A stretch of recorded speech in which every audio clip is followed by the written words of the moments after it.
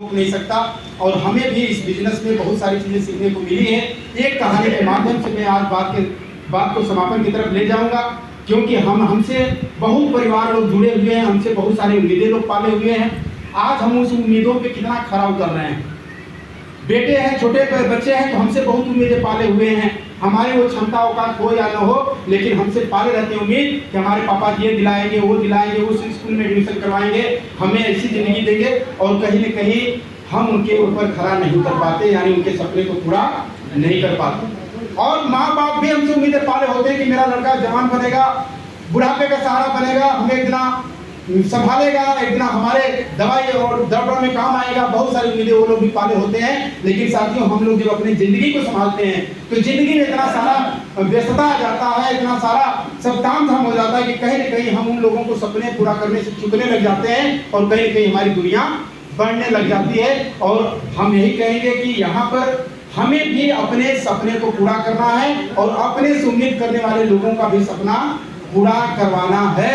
और ऐसे ही एक बाप और बेटे की कहानी, जो कि एक दूसरे का सपना पूरा करने के लिए वो अपनी जान की बाजी तक लगा दिया, लेकिन वो बाप अपने बेटे के सपने को पूरा अंत में करवाया ही करवाया। और उसको सुनने के लिए साथियों मैं चाहूँगा कि आप सभी लोगों की निगाहें थोड़ा यहाँ पे होनी चाहिए। वह कहानी मेरे को बहुत भावुक कर देती है, वो कहानी मेरे के दिल को मेरे टच कर जाती है। और वो बातें मैं जब याद करता हूँ तो थोड़ा मैं भावों से भर जाता हूँ। और वह कहानी आप लोगों को भी पसंद आएगी, आप लोगों को भी टच करेगी। तैयार हैं?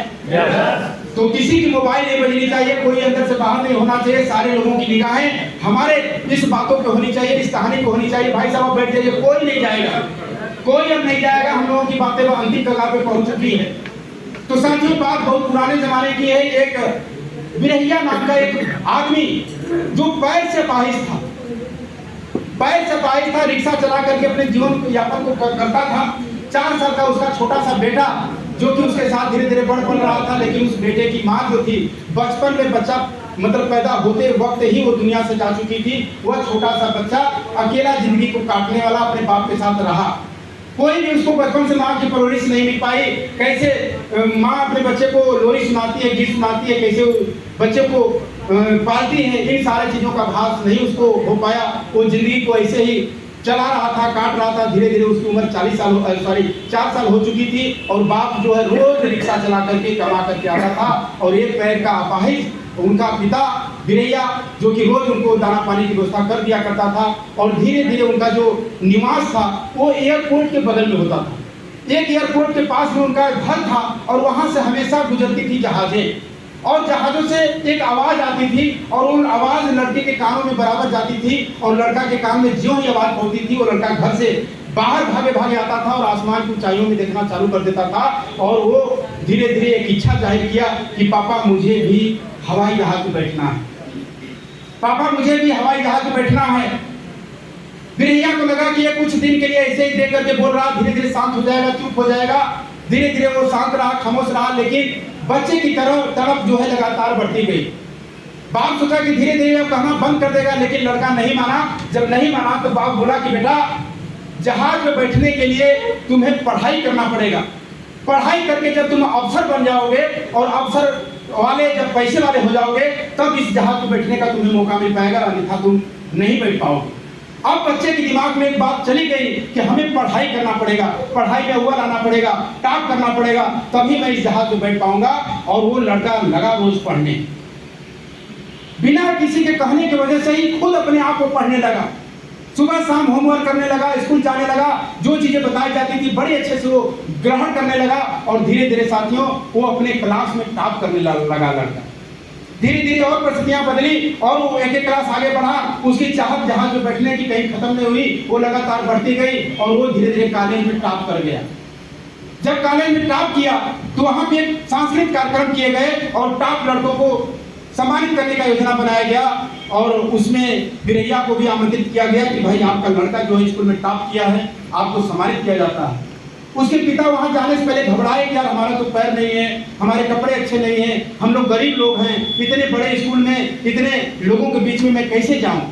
लेकिन बच्चे की भाव को समझते हुए वो पिता, वो बिरैया अपने बच्चे को लेकर के उस कॉलेज में गया। कॉलेज में मंच लगे हुए थे, लड़के गार्जियन सब बैठे हुए थे, वहां पे धीरे धीरे लोगों का नंबर आ रहा था, पुकारा जा रहा था, लड़कों को सम्मानित किया जा रहा था। थोड़ी देर में राजू का भी नंबर आने वाला था। इसका नंबर ज्यों ही आने वाला था, उससे पहले ही वो लड़का कुर्सी से जो है नीचे गिर पड़ा। कुर्सी से नीचे ज्यों ही गिरा, सारे लोगों की निगाहें कि बच्चे को क्या हुआ, बच्चे को क्या हुआ। उसको उठा करके आनंद फानंद में हॉस्पिटल ले जाया गया। बिरैया भी भागे भागे गया और वहाँ पे उसको कुछ दवाइयाँ लिखी गई। दवाई उनको मेडिकल में भेजा गया तो उसकी कीमत 3000 रुपये थी। 15 दिन की दवाई लिखी गई, कीमत 3000 रुपये थी। वो लेने में असमर्थ था, इसलिए आधी दवाई लेकर के बच्चे को घर आया और डॉक्टर उसके गार्जियन को दोबारा बुलाए। बिरैया फिर डॉक्टर साहब के पास गया, उनका पैर छू के बोला, बताइए डॉक्टर साहब क्या बात है, क्या आप करना चाह रहे हैं। वो डॉक्टर ने कहा कि देखो भाई, इनकी जांच रिपोर्ट आ चुकी है, आपके लड़के को ब्लड कैंसर हो चुका है और ये लड़का बचने वाला नहीं है, कुछ दिनों का मेहमान है और ये निश्चित है कि बचा नहीं पाएगा कोई इसको। अब वो बिरैया करे तो क्या, सुनने के बाद लगा जैसे उसके पैर से पृथ्वी खिसक गई। भगवान से उसका मन रूठ गया, क्योंकि बचपन में उसकी माँ दुनिया छोड़ के चली गई और एक लड़का उसका सहारा था, और वो लड़का भी जो है इतनी भयानक बीमारी जो कि कुछ ही दिनों का मेहमान है। ऐसे स्थिति में बिरैया घर पे आया और बिरैया के अंदर भी एक सपना जग गया कि शायद अब लड़का मेरा साथ नहीं देगा, लेकिन इसके सपने को मैं जरूर पूरा करूं। इसके सपने को मुझे पूरा करना है। और बच्चे को बोल दिया कि बेटा अब तुम्हें स्कूल नहीं जाना है।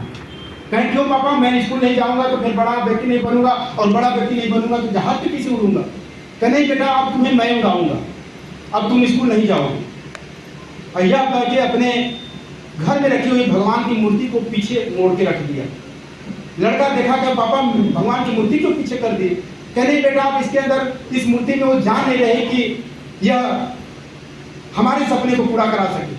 कहे पापा कोई बात नहीं, मूर्ति में जान हो या ना हो, लेकिन हमारे पापा है ना, मेरा सपना पूरा होगा ही होगा, मुझे कोई नहीं रोक सकता। और पिताजी के दिमाग में यही बातें चलने लगी कि कितना जल्दी मैं पैसा कमा करके पैसे का इंतजाम करूं और इसको हवाई जहाज का सफर में कराऊं। अब वो पूरी एड़ी चुकी एक लगा दिया, रिक्शा चलाता था, धीरे धीरे पैसा इकट्ठा करता था। 1 महीना 15 दिन बीते होंगे, अपने दोस्त को लेकर के एयरपोर्ट गया। एयरपोर्ट पर जब पूछा मैडम से कि मैडम जी ऐसी ऐसी बात है, हम अपने बच्चे को उड़ाना चाहते हैं, हवाई जहाज में बैठाना चाहता है, उसका अंतिम मनोकामना मैं पूर्ण करना चाहता हूँ, बताइए कितना खर्च आएगा। तो जिस स्टेशन का नाम लिया वहां पे जाने का खर्च जो था 10,000 रुपये था। 10,000 सुन करके थोड़ा सा सन्न रह गया बाप, लेकिन बाप के अंदर एक सपना जग गया कि नहीं यार, लड़के का तो मैं बाप जरूर पूरा करूंगा। और वह एक कंपनी को ज्वाइन किया, वहां पे काम करना चालू कर दिया। और वहां पे कुछ लोग इसको जो है चोरी का कलंक लगा दिया और चोरी में गिरफ्तार किया गया।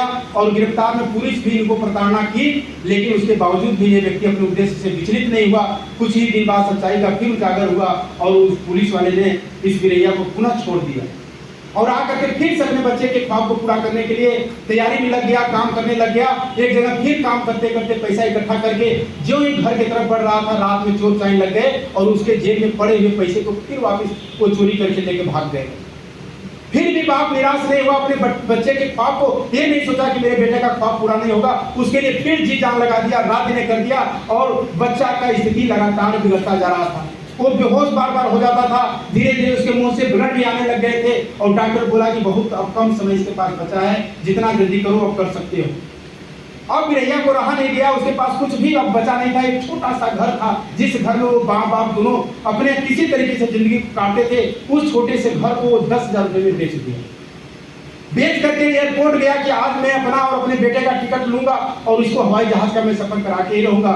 और वहां पे जब टिकट कटाने के लिए गया तो पता चला कि जिसकी टिकट उस दिन 10,000 थी, आज वो रेट 12,000 हो गया। वो आदमी फिर निराश हुआ, फिर आकर के 2,000 का इंतजाम करने के लिए लग गया। और साथियों कुछ ही दिन लगा, 2,000 और इंतजाम करके जब गया एयरपोर्ट पे टिकट कटा करके एंट्री लेने के लिए, तो इसको पता था नहीं था कि हम कैसे अंदर जाएंगे, कैसे बैठेंगे, कैसे जहाज पे चढ़ेंगे, क्या करेंगे। तो पैर पकड़ के एक एयर होस्टेस को अपनी आप बीती सुना दिया कि ये मेरा छोटा सा बच्चा है और आज इसकी स्थिति ये हो चुकी है, अब कुछ ही दिन का मेहमान है, शायद ये कब दम तोड़ दे, कब हमारा साथ छोड़ दे। लेकिन मैडम जी मैं इसके सपने को तोड़ना नहीं चाहता, मैं इसको हवाई जहाज को उड़ाना चाहता हूँ, यही मेरे जीवन का उद्देश्य। बाकी आगे मेरे पीछे कोई नहीं, कुछ भी नहीं बचा, मेरा घर भी बिक गया है, अब बस मेरा ख्वाब है कि बच्चे को किसी भी कीमत में हवाई जहाज को उड़ाना चाहता हूँ, आपका सहयोग चाहिए। वो महिला भी यार वो हॉस्टेज भी भावुक हो गई, कहीं घबराइए मत, उसी जहाज में मैं भी सफर करने जा रही हूँ, आप सिर्फ मैं जैसे बोलती हूँ वैसे मेरे साथ चलते चली जाएगी। यार हॉस्टेज ने फॉलो की, बैठाई और अंदर जो ही एंट्री करवाई।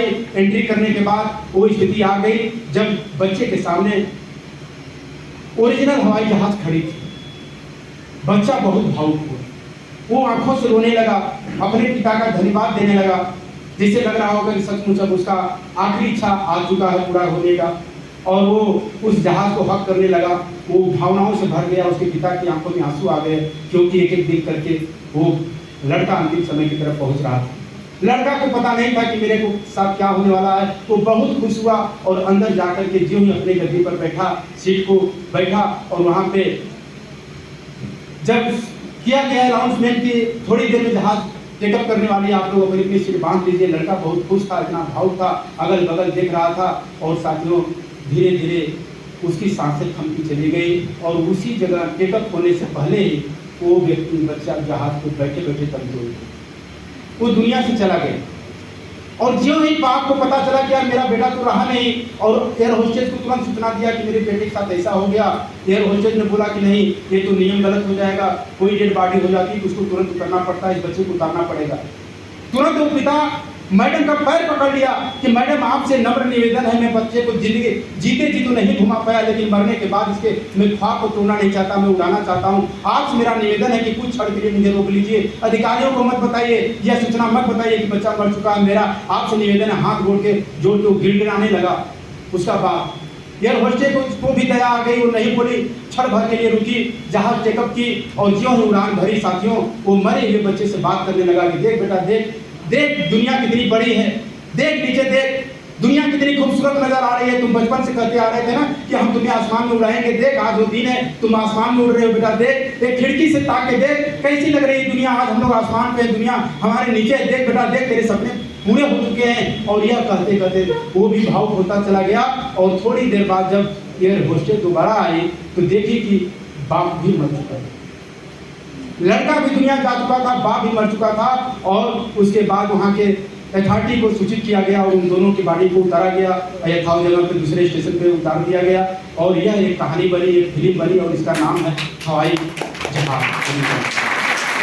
और साथियों कहीं कहीं ऐसे जहाज भरी जिंदगी से हम लोग भी गुजर रहे हैं, हमारे भी माँ बाप, हमें हमारे भी बच्चे हमसे उम्मीदें पाले हुए हैं।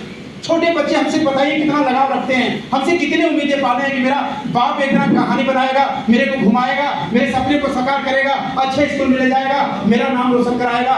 न पता कितने बार हमसे बच्चे उम्मीद करने लगाए रहते हैं, लेकिन साथियों हम लोग धीरे धीरे उन सारे उम्मीदों पे खरा नहीं उतरते, और जिंदगी की जिद्दोजहद में जिंदगी काटते काटते धीरे धीरे गुजर जाती है, बीत जाती है, और उस अवसर से हम लोग चूक जाते हैं। लेकिन साथियों आज आपके पास, हमारे पास आर्ट्स एंड बिजनेस रूपी एक ऐसा अभियान है, एक ऐसा सिस्टम है,